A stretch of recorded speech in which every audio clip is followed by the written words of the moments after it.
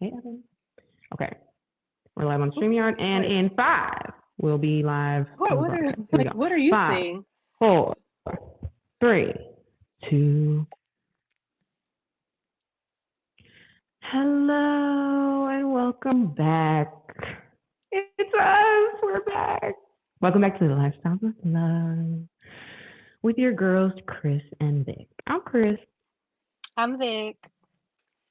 The Dizzle Shizzle Mac. The Dizzle If Shizzle you Mac. nasty.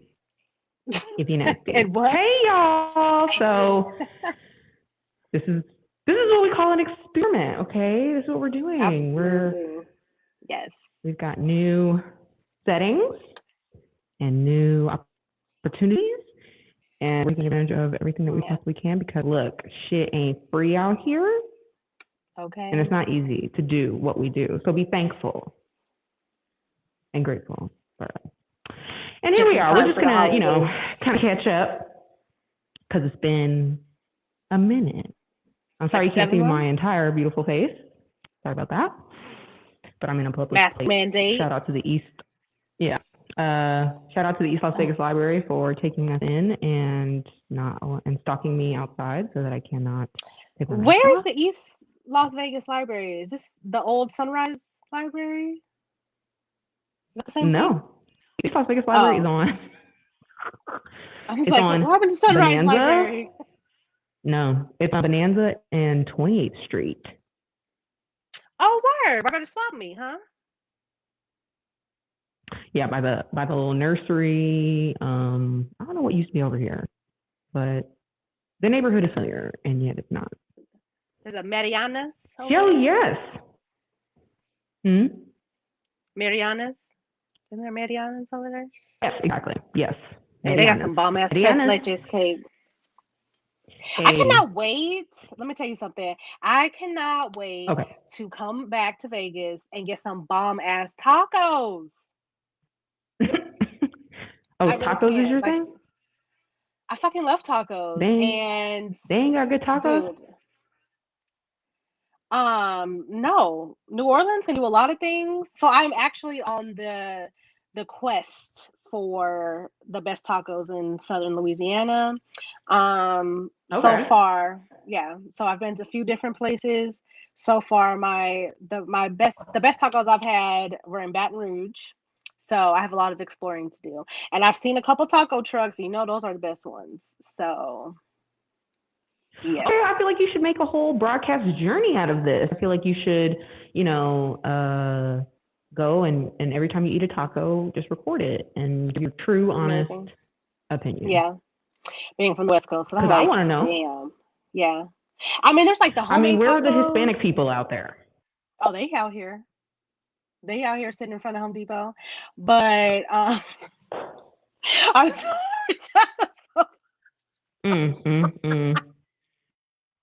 That's not the only place they are, people, okay? I know, I'm just saying. That's right. This is not that type of show. We are not the Joe Rogan experience over here. No, we're not.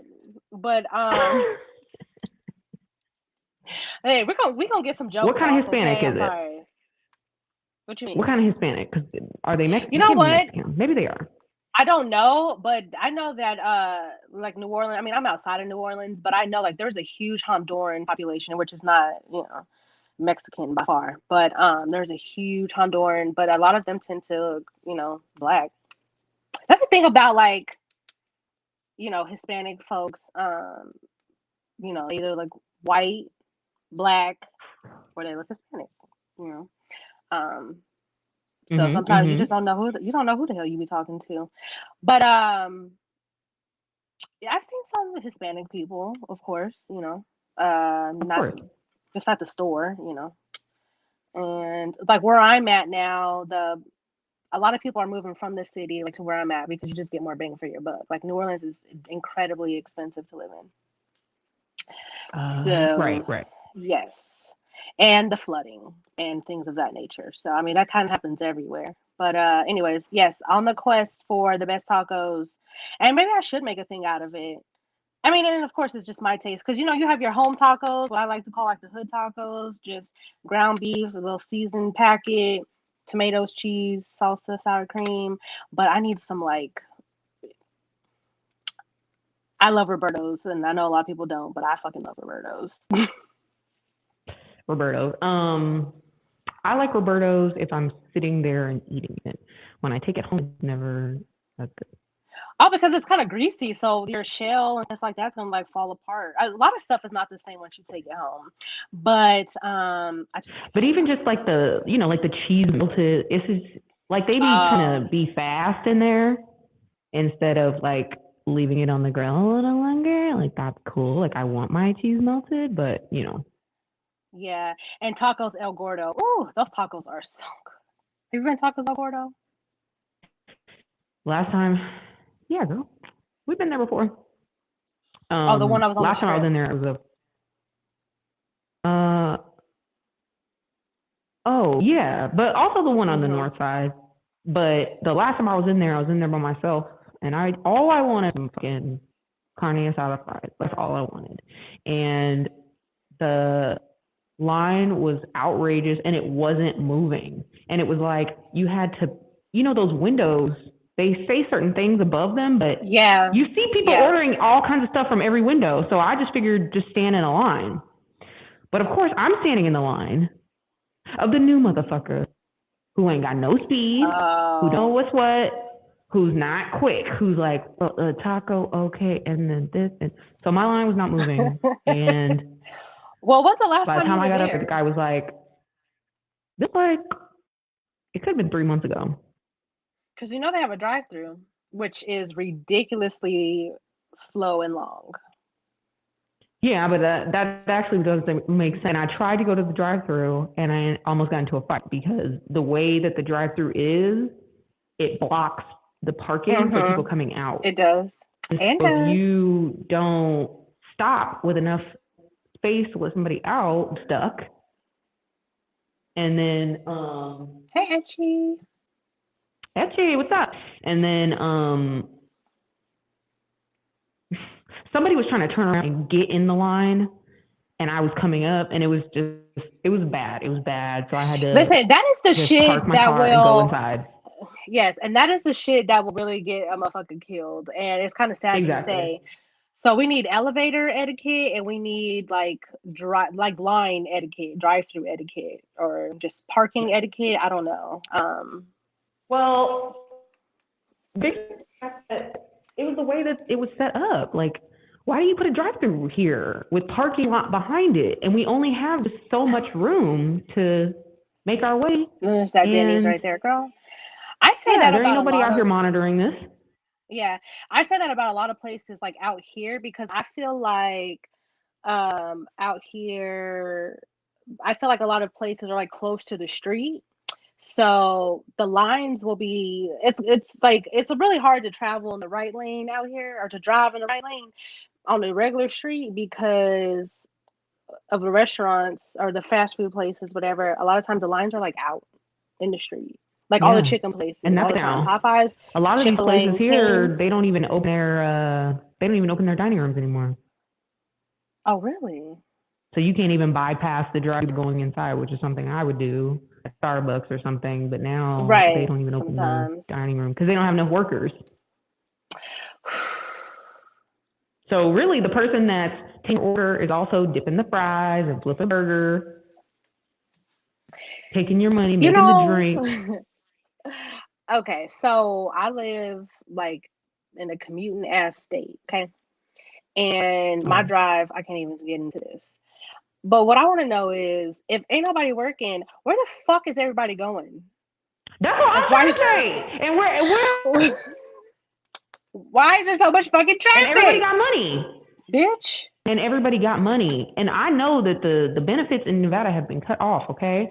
Where has everybody got this money? Unemployment ain't that big. It's not that good. And where are y'all going? What the fuck? If you ain't going to work, where the fuck are you going? They're shopping and eating. Not at 7 o'clock in the morning. I just really think people are. I know. I don't know. I wrote a whole paper. I'm back in school, y'all. By the way, if you didn't know, now you know. Congratulations. Now you know. Good. It's been That's hard. That's hard road. Yes. But I just wrote a paper. I'm studying journalism. I just wrote a paper about, it's a proposal paper about these semi trucks, 18-wheelers, tractor trailer, whatever the fuck. I believe they need to get off the roads, the main roads and highways, and they need to be taking back roads and side streets, and they need to be working overnight and not during the day. Because why? I don't need these apples right now. That is going to take people forever. That's going to take these drivers forever. Okay, let me tell you something. It's bad enough the shelves are already empty, okay? And if they doing all that shit, hell no. What's going to take them forever? To get to their destination if they're taking side streets. Why do they need to rush? What is the rush? The rush is the shelves are empty, okay? We need the things. No. I'm saying if they come at the same frequency that they always come, just at night, overnight. So, but why? You feel like they drive to slow cut down or? On the general traffic in this city. People have to go to work. The most traffic that's happening in this city is in the morning and in the evening, right? That's most big cities. Why then are there 45 18-wheelers on the highway and on the street at 9 o'clock in the morning and 5 o'clock in the evening? Why? There is no reason. Exactly. So this is the thing. Las Vegas already came up with, because my proposal is incorporating the railroad that exists here. Okay. Reopening the railroad. They already have plans, and then they have plans already to put truck rest stops all over the city so that these truckers can actually get a decent amount of sleep and not be up all night because they got to get to whatever destination because there's a time limit, and here we go. They can wait out traffic. So they're not contributing to traffic because I think it should be illegal. You shouldn't be able to. Those trailers, on top of everything else, they cause crazy accidents that usually are fatal. And there are literally semi-truck accident lawyers.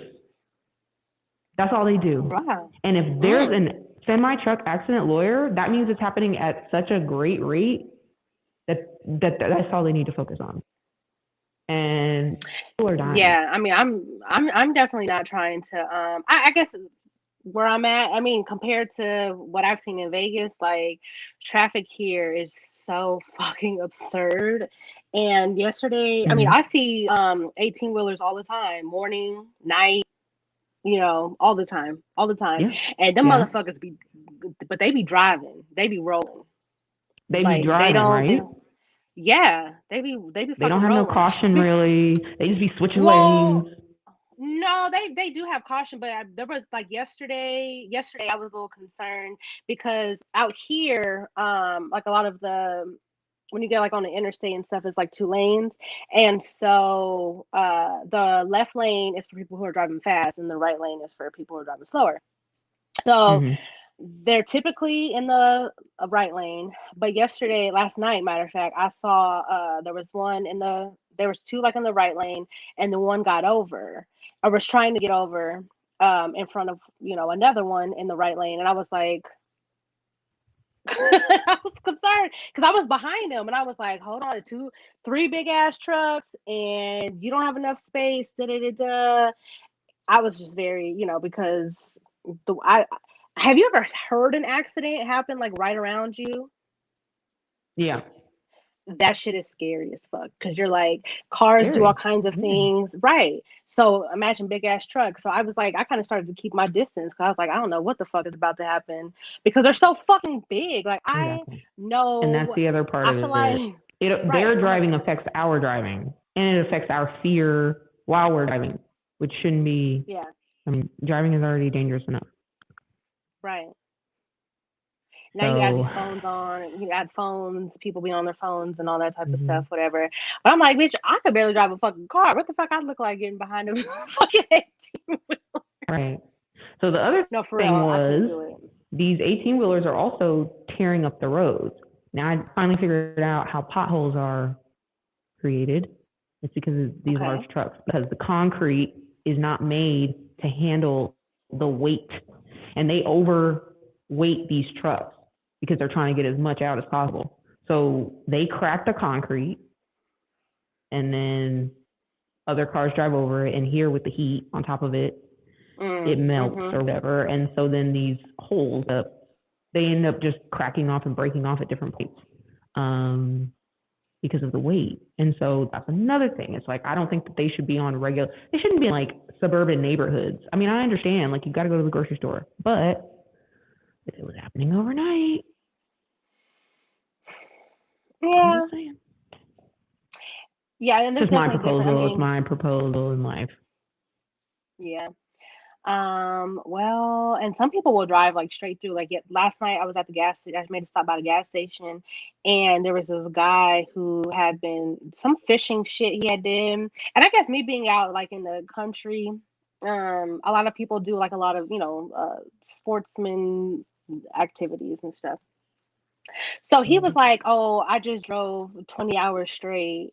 He was coming from Nebraska. I was like, "Why? And why the hell didn't you stop? Like, what the fuck is wrong with you?" He's like, "Yeah, I definitely had, X amount of coffee and things." I'm like, "Oh, this is a disaster." Just the nurse in me was like, "Okay, this is a disaster because first of all, you haven't had any sleep. Your heart is probably going to fucking explode, unfortunately. Like, what in the fuck are you thinking?" And I don't know. It's like people they just get it. I don't know. Sometimes they just get behind the wheel and they just go for it. They just get into it and they want to just reach their destination. So I imagine some truckers are probably like that, especially if they've been doing it for a really long time. I know there's the rest areas, but I don't know. You got to get on the road. I don't know. I don't know that life, and I don't really care to know it personally because I hate driving. And I drive all the fucking time. I feel that.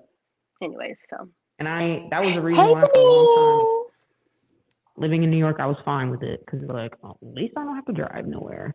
I would never, if I nice. lived, no, like, what is that considered? Where you were?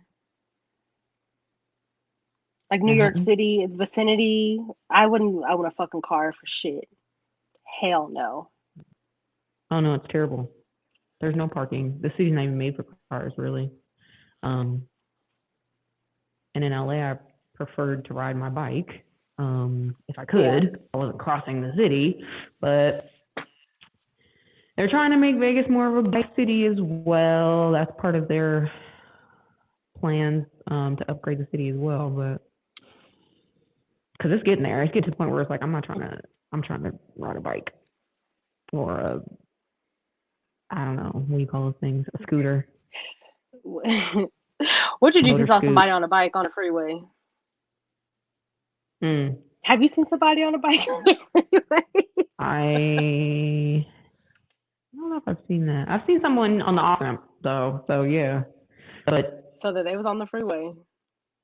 I think it was an accident. Who knows? Like I don't know. Anyway. Girl, I'd be skinny in no fucking time if I could ride a bike on the fucking freeway from here to work, okay? Yeah. In no time. Great exercise. Hell, fuck no. Not the way these motherfuckers drive. Hell no. And then it rains a lot out here too. So. No, I thought you were saying you would if you could. No, I said if I did. Hell no. No. So you're not a bike rider. You're never gonna ride a bike. Is that what you're trying to say? Not from here to work. Hell no. My drive is an hour. I can't even imagine how long riding a bike would be. And like I said, it always rains. I can know how to ride a bike. That's fine. And I wouldn't be, riding a bike if I was. No, I mean if your job was around the corner from your house. Yeah, that would be fine. Yeah. But no, but it's not. So I ain't. I got you. So just trying to catch up on, everything that's going on. There's so much. I've been pretty, what's the word? Enthralled with these cases going on. They're pretty predictable, honestly. By now. Yeah. Rittenhouse got off, which I called. I knew it. I knew that weeks ago. Not even because, I mean, the issue with his case is the law. The law in the state gives free reign. Not free reign, but made it so what he did wasn't illegal. And the judge was in on it from the beginning. The judge, was very biased, and nobody called him out for that. I'm not sure. I think actually the prosecutor tried to, but it didn't work, obviously. And he had a MAGA fucking ringtone, and his phone kept going off. He kept stopping his conversation. Like, he couldn't talk well. Like, it's just an old man. Like, kept forgetting where he was. And I was like, somebody needs to give this dude like a physical exam or something and make sure he's fit to even be somebody's judge. Because I don't know, I was getting a lot of cognitive decline is what I was getting from him. But Kyle got up there and pretended to cry, and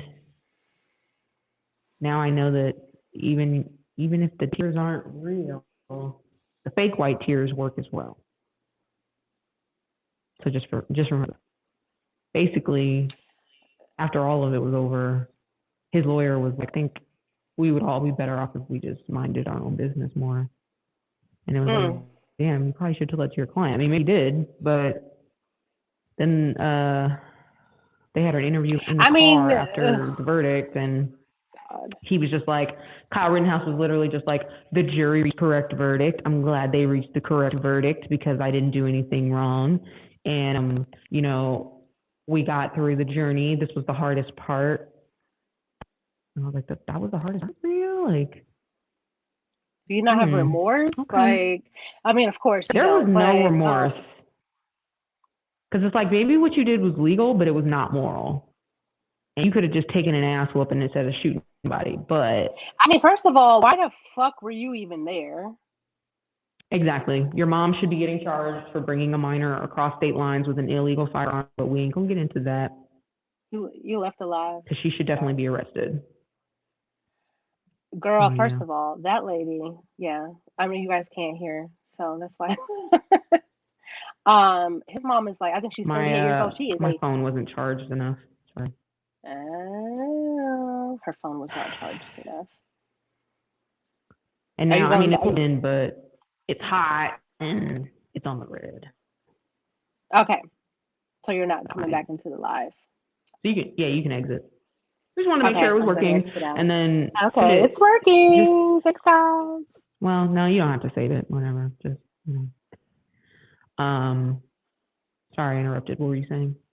No. I don't even remember now, honestly. How do I add from? Yeah, I don't really see the remorse for the fact that these people's lives were taken, even though he kept saying, I didn't want to do it. I didn't want to have to do it. The issue is that, I mean, why were you there? You felt like you needed to, and fine, that's fine, but you don't have remorse for the fact that because of you, people are dead. And the same Ahmaud Arbery case, there's this issue of, and I'm not even going to say white people because it's not even about that necessarily, but the point being, people with these people with these guns create threatening environments and then claim victimhood. They assign themselves authority over whomever is there. Then they create a very threatening and very dangerous environment by having their guns out. And then they claim self-defense when someone tries to protect themselves from your gun. Or protect others because you're just walking around with a gun and not taking precaution as you should. So that roundabout circle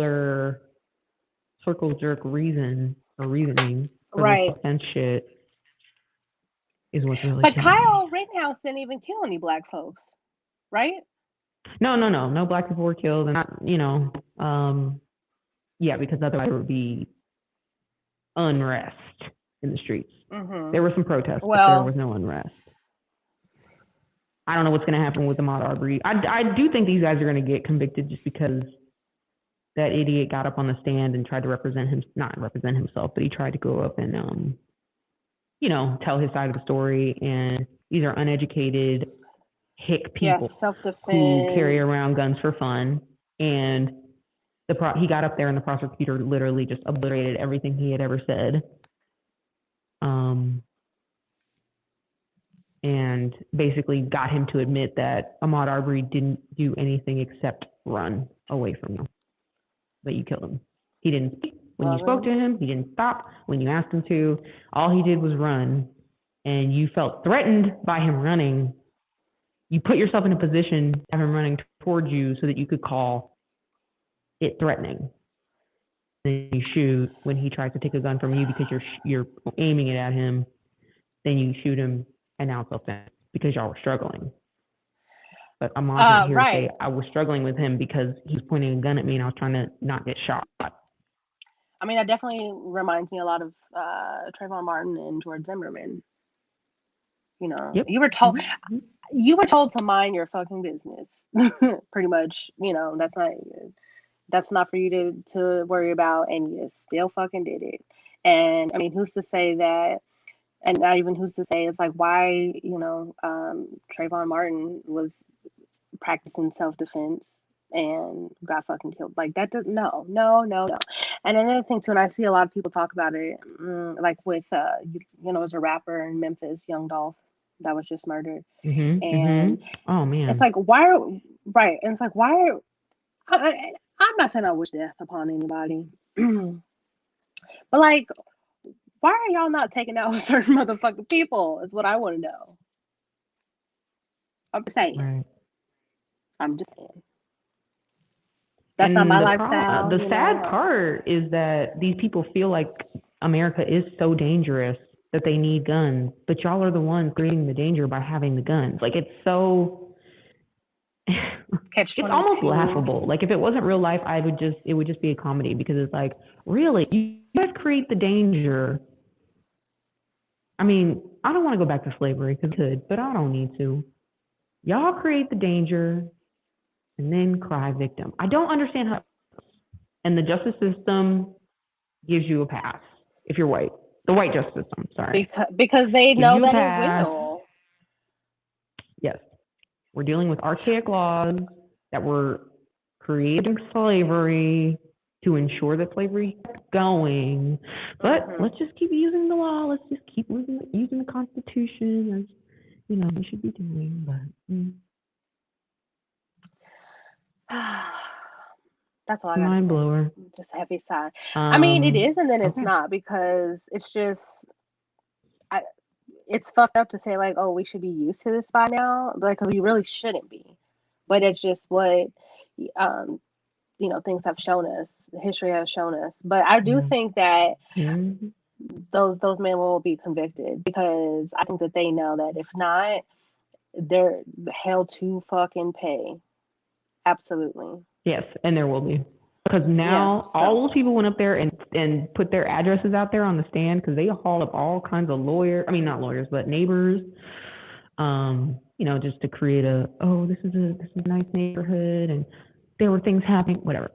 All these people went up there and said, well, damn addresses, okay? So there will be issues if this does not go the way that it should go. These people are going to have to move. Yep. And I'm calling that out right now. These people will have to move. We'll see how that plays out, but anyway. What else is going on? We got Insecure back. Hallelujah. Yes, thank you. Well, it was a little shaky at first, so yeah. Definitely shaky at first. Shaky, just for it to, you know, get up out of here really soon. Hopefully, like, we have a longer season, especially because the first 2 episodes I was not really feeling. So it took me a while to I just texted you the other day, like, okay, I finally caught up. So the 3rd episode, I was like, okay, and then this last episode was so damn funny. I was so excited, and I definitely was, you know, resonating with Kelly this whole fucking episode. Because I'm the emotional drunk, and this bitch wasn't even drunk. I know, she's sober. She's like sober now. Yeah, but she's, you know, in this like spiritual cleansing, healing point in her life or whatever. But damn, that shit was so. Because I'm the one. I really think that they underused Kelly. I think she was an underused character. But especially I because wonder if in that's the more. first. Sorry, I wonder if that's more from her, like as a person, because she writes on that show too. So I I don't understand know. that. Yeah. Yeah. I just wonder because she in the Sometimes first she's the best episode, part of that. at the end of the episode, she was in her house recording a podcast called something Penny Producer. something. It's like her last name or whatever. And I was like, I had a whole flash of like, that could have been the show the whole time. Like she could have been doing a podcast the whole show. Mm-hmm. Just catching up on like small little things or like putting small little nuggets out there for people to think about, that related to the show. And I'm just like, damn, like why? I don't know. I understand she was a writer, but there's so many times where you can be a writer on something and be the star. You can write, be the star, and direct it. You know what I mean? Like ask Denzel Washington. Yeah. So I don't know. I just feel like she was underused. Well, because Issa's the creator unfortunately. or whatever EP. I don't know what else she does on that damn show. So I'm sure she writes. Prentice Penny does the show running. No, Issa's the executive producer, obviously. I don't know. I'm sad though that show is ending, and I mean, I'm really sad. I really don't. Yeah. I understand they said that they wrote it to be 5 seasons, but I'm like, I honestly don't get it. This show could keep going, especially because the seasons are so short and the episodes are short. Yeah, so hopefully we'll get more from this season. But I think Queen Sugar is ending after next season too.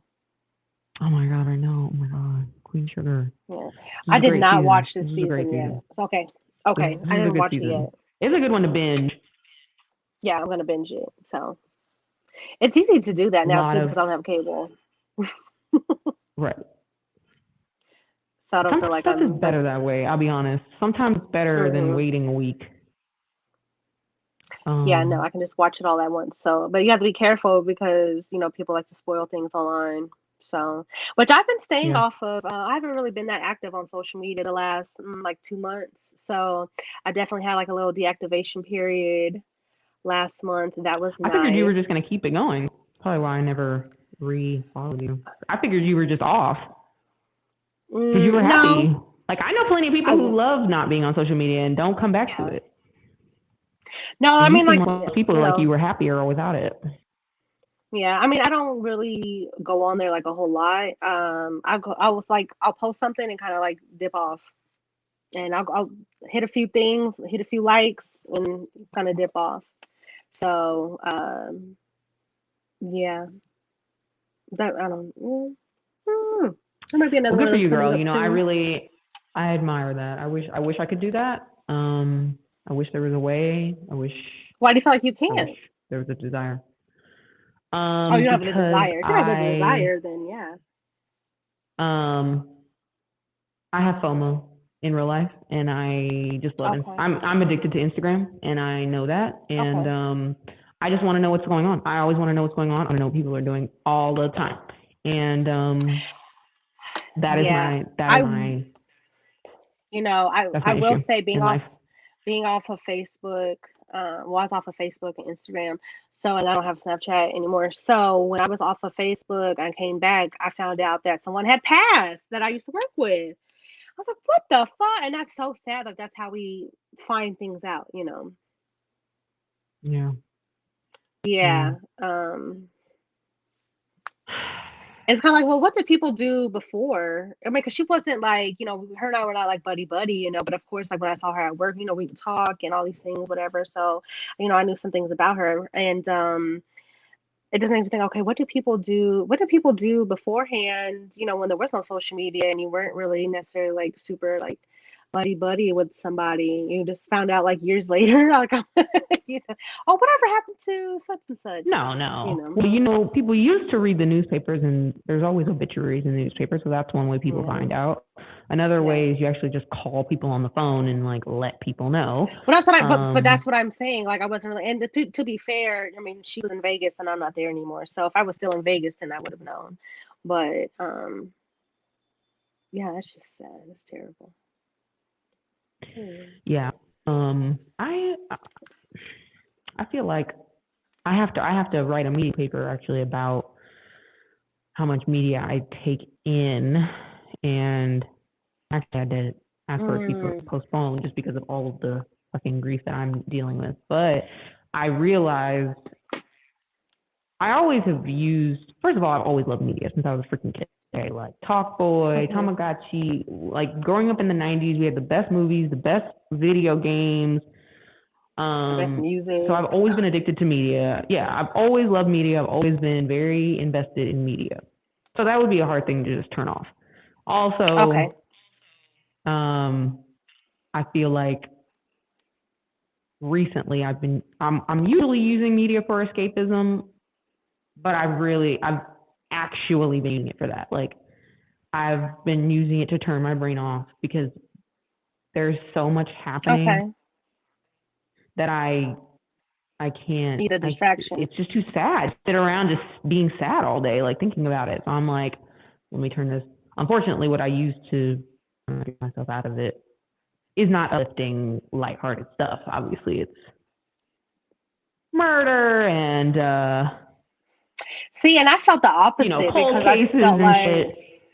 Yeah, and you can watch that on TV. But for me, I felt like one day I got on Facebook and I was like, this is so much fucking bad news. And I mean, it's a realistic part of life because I mean, life is beautiful and all that good shit, but life is fucked up and life is sad. And it was just like this back to back. I'm like, damn, damn, damn. Mm-hmm. And I needed a break.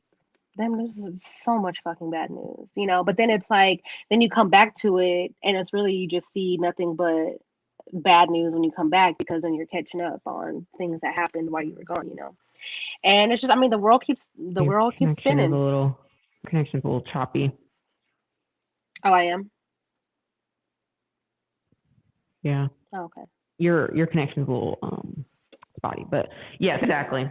The world keeps spinning and there's a lot of good things that, you know, do happen. And I was on Everything Arrogance on Thursday. Shout out to him. Shout out to Steve. Happy birthday, Steve. Happy birthday. And Evan wanted to talk about what we were thankful for. Well, he wanted to talk about Thanksgiving, so I had to break down the real first Thanksgiving and why.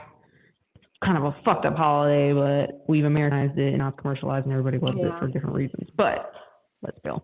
I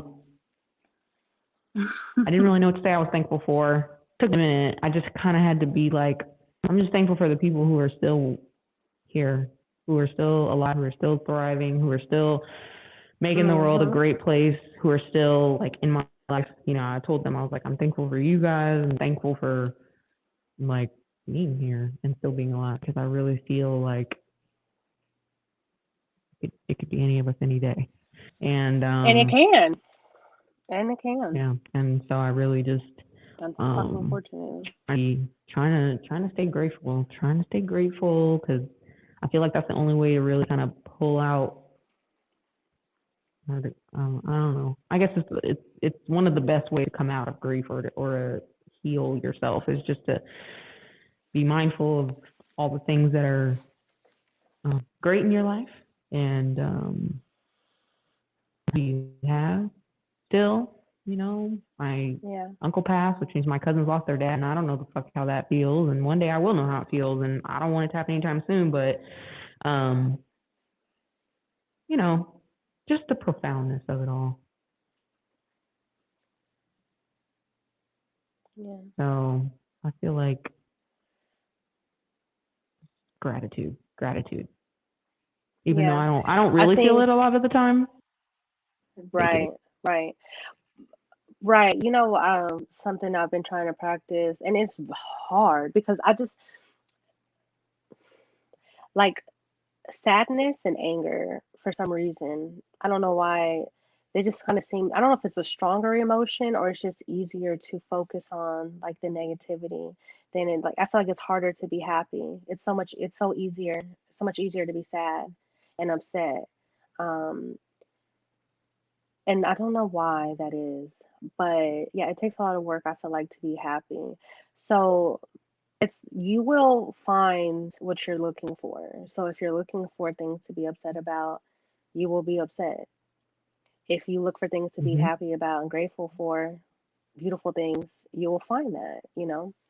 Um, and it sounds good in theory, but in practice, that shit is hard. Exactly. It's hard as a motherfucker, you know. Because it's hard to ignore, you know, what you're really feeling and kind of push that to the side because you know our emotions are strong. But I don't know why, you know, the negativity just is so much stronger than positivity. Mm-hmm. Mm-hmm. I don't It know. is. It is. Unfortunately, you know. And this time of year is hard. You Um. know, I mean, we've talked before about like seasonal depression, and you mix that Mm-hmm. in with grief, and you know the holidays where everybody's getting together, and then as the years go on or time goes on, you realize like you start to miss people from the gatherings and stuff, and that makes shit hard. Mm-hmm. Um, you know, like the first Thanksgiving after my brother passed, because my brother passed in September, so 2 months later, you know, was Thanksgiving. And, you know, some of his friends came over and spent Thanksgiving with us, which was nice. But my dad and I started a new tradition. And we have a dress off now. So it's like a competition with our dressings. And it doesn't by any means fill the void of somebody missing. You know, you look in a room and you realize somebody's not Mm-hmm. there, especially when they're a big personality and a big energy, but it does kind of help to give you something to look forward to, you know. Yeah. And that's it. Yeah. And then, you know, new That's ways of talking important. shit. And it is, you know. But you know, it's just there's no rule book. Mm-hmm. There's no handbook at all. You just have to go with it. Exactly. Unfortunately, there's no um grieving manual. No, because Um. if there was, you know, we'd all be in much better shape. But there isn't. Right. Yeah. I mean, it took me about almost 6 years to really get my shit together, you know, in grieving. So, and that's a long time to be operating out of a place of pain. But, Right. Mm-hmm. you know, Mm. Damn. I shouldn't even pick up my phone anymore. oh Lord, I was about to ask you what's happening over there. No. We recently lost a friend, an old friend, and I had gone on to a GoFundMe page and donated some money just to the Mm, family, which made me feel weird, but also good. mhm. Um, and I was just scrolling and I saw that post, but um, yeah, it's hard out here, and we're all gonna go through it. So I feel like, unfortunately, I think it does build character. Um, it does It does. It build does. perspective, right? Like you just Oh, have some more empathy and absolutely. some more compassion for people who might be going through something or who just lost somebody. Like it's really easy to just say it when it's not somebody that you know or somebody you're close to. It's easy to be like, "Oh Mhm. yeah, somebody died," but when you knew somebody or when you were married to somebody or they're your sibling or your family of Mhm. any kind, like it's hard to just move on, Yeah. Yeah. just keep it pushing, as much as we need to. It's hard to want to. Yeah. No, I totally understandable, you know, but you gotta muster up that strength somehow. Yeah. And it's worth it to muster it up and move. It is worth it because you can find some more beauty in life. Yeah, and like I was saying earlier, you don't know when it's going to be someone else's last holiday. We never know. That's the thing. Like, You we never really know. have to take even those little things, and sometimes we look at certain things of being like little, or oh, this person won't care if I'm not there, and da da da da. And I mean, and sometimes we just don't have the energy. So I think sometimes, I mean, it's always going to be better to be upfront with somebody than to just like, flake out on them or whatever, right? But I mean, for me, I just feel like it's here today, gone today. And I mean, and I know that I've lived it, and you would just really have to take advantage of the opportunities, and that's what about the holidays. And it's unfortunately because sometimes that's the only time when certain people, like families, get together is holidays and then fucking funerals, right? Yeah. So we gotta take advantage, of those gatherings because we just don't know. And then sometimes, we may be on the other end of that, and then they're gonna be saying that about us. So Yeah. and like I said, this is so much easier in theory than in practice because family is such a strange Right. concept to me. Yeah, it's such a strange concept. Like, we're like forced to love these people that, we were born into, and sometimes we don't even fucking like them. We've had this conversation a few times. Yeah. And it You becomes know. truer and truer every year. Right, Truer but and truer. gosh. And just know the things that drive you crazy about somebody will be the things that you miss about them, when they're gone. So Yes. Exactly. Exactly. what you gonna do? I saw another person we went to school with. Her husband is on dialysis, and he's had to be on it for a really long time. He's been sick for a long time and stuff. And they're really young. They're a young Jeez. couple. They have young kids. Ugh. And she found out the news about our friend, and she posted something that was just like, I couldn't help but like see myself. She was like, I couldn't help but that could have easily been me. I could easily lose my husband and have these two kids that are just so young that aren't going to understand. And she was like, I just have to be grateful, like for that it's dialysis. It's not something that, well, if he doesn't get the dialysis, he will die. But it's something that they can control, It's not this terminal illness or this thing that we just can't get under control. So, and she was talking about how she was trying to figure out plans of how to be around people for Thanksgiving because he's on dialysis. Obviously, his immune system probably isn't great. But last Thanksgiving, he was actually in the hospital and couldn't see anybody. So they want to make the most of it.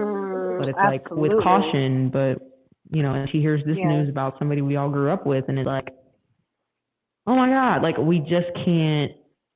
there's not even a minute to spare. There's just not even a minute to spare in life. But really, all this really makes me want to do, it really just makes me want to jump out of a plane. And I don't know why. I want to jump out of a plane. I want to jump off of a building. I want to just. Like bungee jump? This always happens to me. All of it, yes. Do all of it right today. Okay. And I don't know why. It just makes me want to. I just always want to do something really dangerous and like just get back to the core, the like meaning of life. Like life is not like it could just be over. And at least if it's over for me, this thing that I've always wanted to do that, I mean, I guess is dangerous, but I don't know why. I always get the urge when stuff like this happens to just jump out of a plane for sure. Like parachute, bungee, parasail. Just something to like bring back some perspective. I don't know. Or like do some mushrooms, some ayahuasca or something. Okay. Now that's okay. That's more like it. Just something to like reawaken something that, you know what I mean? Like I was like feeling of just like. Do you think it's gonna get you out of the? Like you have I don't the know. feeling. I think I'll be grateful. more grateful if you come to like maybe a near death experience or something that could go wrong and kill you and you make it out alive. Yeah. Okay. Because like I said, it's strange to just go back to doing things regular. It's strange to me. I mean, and it To is, like but the to thing go about back it to is, life.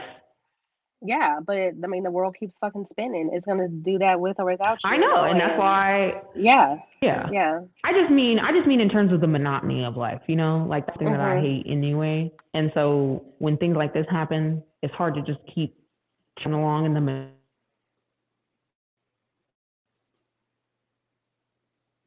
Well, how the hell am I the only one on here? What's happening?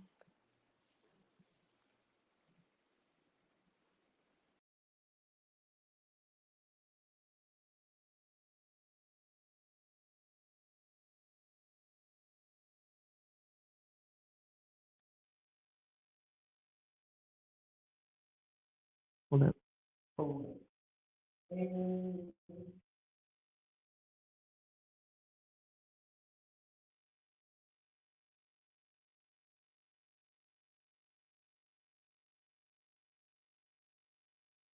I don't know what's happening, but just saying what I was saying, which is, you know, life is short and to like it's golden and like it could end any day, you know.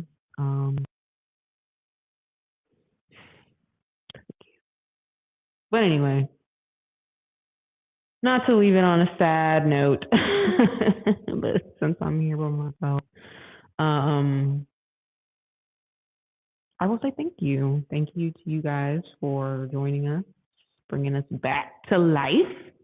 I saw the love is back. So we'll be seeing you every Monday night. New shows every Monday. You can follow us at Lifestyles of Love _ And oh, hold on. I think it's coming back. Lifestyles of Love _ and oh, there she is. Yeah, Sorry. you left me. I didn't. I don't know what happened because the broadcast kept going weirdly. Huh. I was just saying goodbye. Honestly, I was just saying thank you to everyone for joining us, and our shows will be streaming on Mondays, recorded on Saturdays, and you can follow us at Lifestyles of Love _